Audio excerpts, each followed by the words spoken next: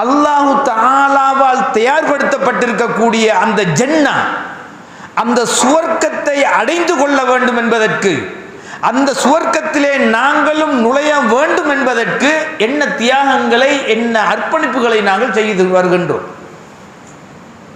ஆனால் தியாகம் இல்லாமல், அர்ப்பணிப்பு இல்லாமல் எப்படி இந்த உலக விவகாரங்களிலே எங்களால் உயர்ந்த பதவிகளை அடைய முடியாதோ,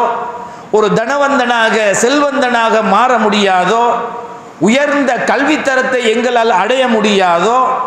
இதை விடவும் பல்லாயிரம் மடங்கு தியாகங்களை, அர்ப்பணிப்புகளை செய்ய வேண்டும் அந்த ஷஃபாத்தை பெற்றுக்கொள்வதற்காக, எங்களுடைய அந்த மீசான் பாரமாக இருப்பதற்காக, அந்த பட்டோலை எங்களுடைய வலது கையிலே கிடைக்க வேண்டும் என்பதற்காக, அந்த மீசான் பாரமாக இருக்க வேண்டும் என்பதற்காக கண்டிப்பாக